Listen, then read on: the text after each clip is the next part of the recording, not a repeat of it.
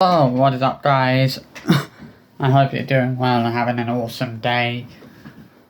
So I wanted to talk about these family vloggers today, and wanted to talk more about my issues with them. Now, the reason why I have such a huge problem with these family vloggers is it just feels like the kids don't have a single ounce of privacy in their lives. Like, it feels like, there's no, when you think about family vloggers, it feels like there's nothing that is actually kept private. It feels like every single thing is shared online and broadcast online for public consumption. It feels like the kids don't have a single ounce of privacy in their lives. It's like they don't, it feels like they don't get a break from the cameras. It's like they're being filmed practically, some of them are being filmed practically every single day. Purely so that their parents can basically make money from that. It's just one of those things. Like when I watch a lot of birthday vlogs, I just think to myself that it would be so lovely. It would be so nice to see these kids getting to enjoy a birthday where they're not actually being filmed the whole entire time. And the same with Christmas as well. It would be getting, it would be nice, it would be nice to see them being able to enjoy Christmas Eve and, enjoy Christmas Day without being filmed the whole entire time. They don't even get a break on Christmas Eve and Christmas Day. They're still being filmed for vlog content. Because what people need to remember with a lot of these family vloggers is that the birthday vlogs and Christmas vlogs are the vlogs that always tend to get more views. And obviously these family vloggers know that, I just, like, it's sad if you feel like these kids deserve to have more privacy in their lives. But it feels like none of these parents actually care about his privacy or want to respect his privacy in the way that they should be respecting it. Like, this is a big part of the reason why I don't agree with parents filming their kids in swimwear and sharing that online, because it just feels like it's a massive invasion of the child's privacy. The fact that the parent is filming them in swimwear and with the full intention of sharing that online just feels like a massive invasion of their privacy at the end of the day, which is why I'm so against it. And I have being quite vocal about it, but, I've never really mentioned the main reason for why I'm so against it, and I feel like this is the main reason for why I'm so against parents doing that, because it feels like an invasion of the child's privacy. That doesn't feel like something that a child should have to consent to anyway.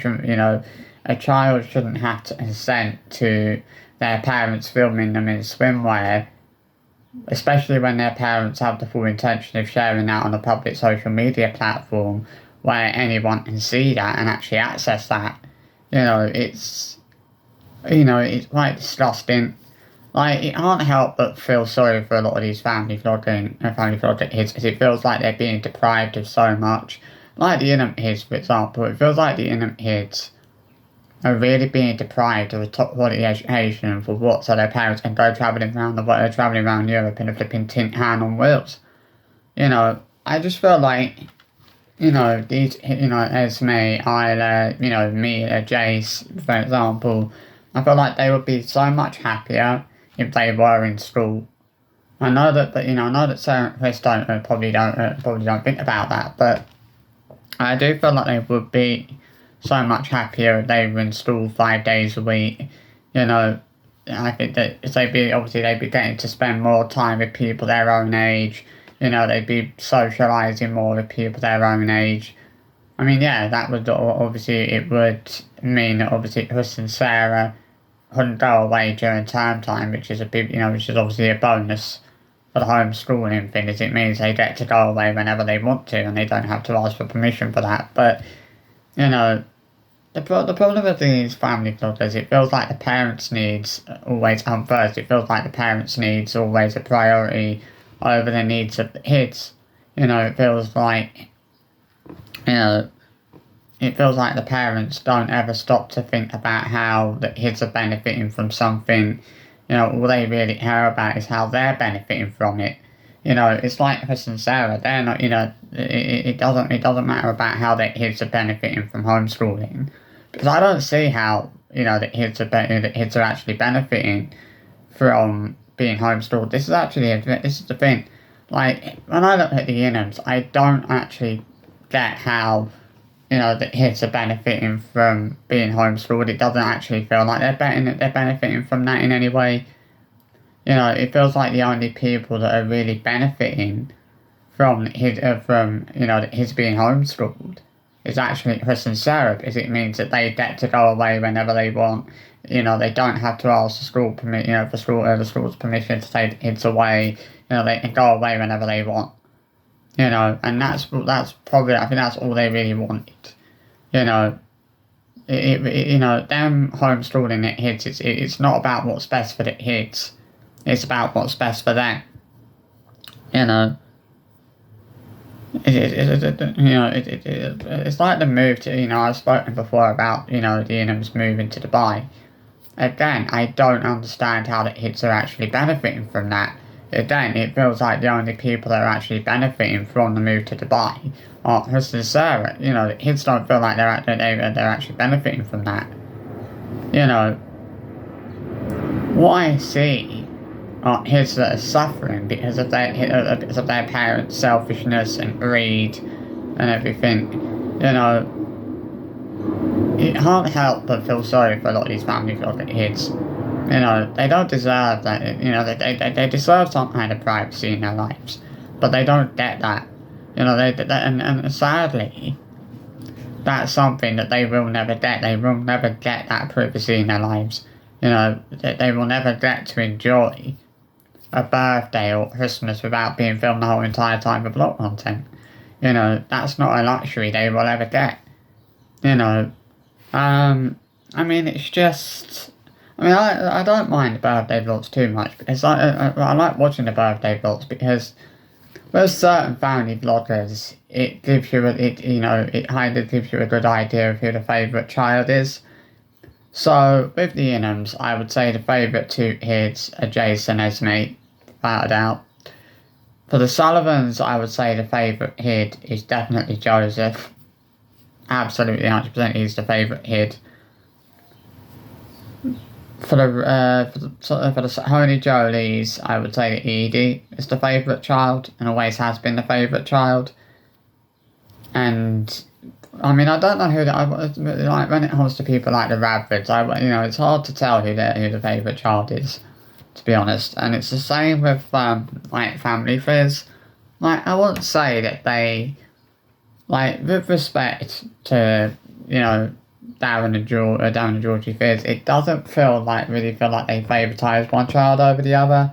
They don't show any favouritism to Sienna, or show any favouritism towards Mia, or towards Harmer, or towards Hoa.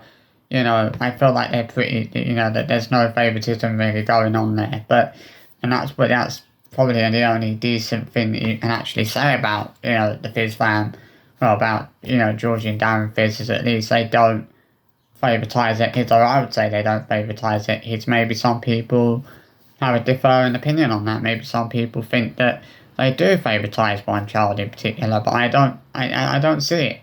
When I watch I do tend to watch the Fizz watch the Fizz family and see what they get up to, and I just look and I think to myself, I can't see one child that is a favourite over another.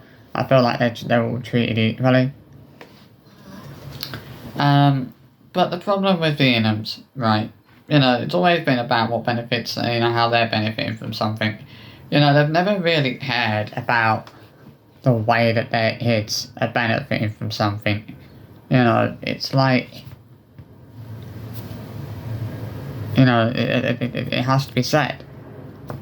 And I won't not say this, even if they do upload a vlog today, I won't be posting any comments today. Now, the reason I won't be posting any comments today is because I've had enough of dealing with the eye. And I'm not really in the best of moods at the moment to be dealing with IFAM. And to, want to be getting into an argument with any of them. I know I've been quite vocal about the IFAM lately. But I'm just sick of myself and other people being attacked by the IFAM every time someone says anything remotely negative about the Imps. It's gone beyond a joke. Like, they attack you like a pack of savage Alsatians. And it's absolutely ridiculous. Some of them, as I've mentioned before, are worse than others. Tracy Jacobs and Mama Donald, for example. I might be a troll and I might be a hater, but I would rather be a troll or a hater than be a bodyguard, to be an Inham to be a bodyguard for the Inhams, or be an Inham family guard dog. Because that's what a lot of the IFAM are. They're basically Chris and Sarah's guard dogs, and basically guard dogs and flipping bodyguards. That's what they are. It's how they act anyway.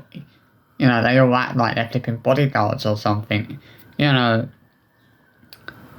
It's just ridiculous. I mean, Chris and Sarah don't even need to fight their own battles. It's like, why would they need to fight their own battles when they've got people like Donna, Tracy, Nicola, Elizabeth, Leanne, all fighting their battles for them.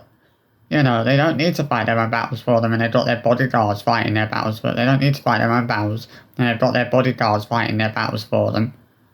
And they've got their guard, and they don't need to fight their battles when they've got their guard dogs jumping on people and attacking people for them. It's ridiculous.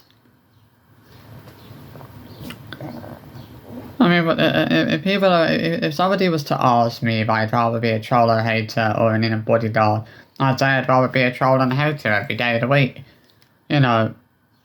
I can't understand how anyone would want to be a bodyguard for people like them, or would want to be a guard dog for someone like them. My main issue with the IFAM, and this is what causes a lot of arguments, is they won't admit, they think they're always right about everything. They never think they're wrong about anything. They always think they're right about absolutely everything.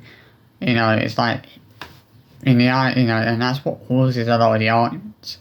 I honestly feel like things wouldn't be so bad, and I would actually be, I would actually have a lot more, and I'd actually have slightly, a bit more respect for the IFAM in general, if they were actually willing to accept that they're not always right, and that sometimes they are actually wrong. But this is the problem, they're never willing to accept that sometimes they're actually wrong. Like, they always think they're right about everything 100% of the time, but they're not, And this is what causes a lot of trouble, is the IFAM thinking that they're always right about everything. I know some people will deny that and say that doesn't cause problems, but I think we've seen proof that it actually does cause a lot of problems. If the IFAM were actually willing to admit they're not always right about everything, I wouldn't be so nasty, I would be so critical as I am being now. I'd be a lot less critical than I'd be a hell of a lot less critical, to be honest, I would probably be willing to actually give some of them the benefit of the doubt if they were willing to admit they were wrong, and that they're not always right about everything. It's just a nightmare, to be honest. The IFAM are an absolute nightmare. It's like, you cannot post anything that's even slightly negative. You can say, oh, you don't like Sarah's hair, and the IFAM would jump on you for saying that. I remember going back a few months ago, someone actually posted a comment saying that they preferred the Inham's home vlogs to their travel vlogs. And they had a load of IFAM jumping on them, accusing them of being jealous, because they'd said that they preferred the home vlogs rather than the travel vlogs. How does that make someone jealous? And I actually laughed when I saw people accusing that person of being jealous. I was like, how does that make people, someone jealous for saying that they prefer the home vlogs over the travel vlogs? And the other problem with the IFAM is that sometimes they sort of jump on people when they don't necessarily need to. Like, sometimes they jump on people because they think that people are trying to be critical or they're trying to be negative, but sometimes the person is not trying to be negative. Like the other day, someone posted a comment about the views, and that Tracy Jacobs jumped on them, and accused them, told them to stop being so negative or whatever. But that person wasn't even trying to be negative. You know, she just, that Tracy Jacobs had basically jumped on someone for absolutely no reason. You know, and that's just the problem. You know, the iPhone claim that we're the bullies, but I think the only people that are bullies are them, not us. You know, they're the biggest bullies out of the lot. You know, the iPhone, to be honest. You know, the way they bully people who, you know, it's like, you know what's really daunts me is it just feels like everyone has to respect the Inhams. It feels like people are not allowed to dislike the Inhams or not like what they do. You know, it feels like everyone has to agree with what they do. But that's not the case. Not everyone has to agree with what they actually do. You know, it's not some sort of, you know, legal obligation for people to respect the Inhams and respect what the Inhams do.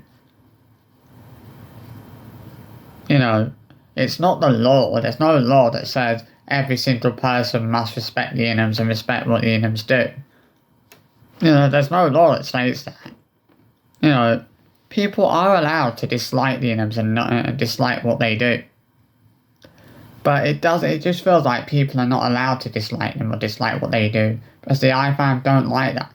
This is the thing, the iPhone don't like the fact that some people are not a big fan of the Inhams or don't agree with what they do for whatever reason. You know. And it's just, like, it's absolutely ridiculous.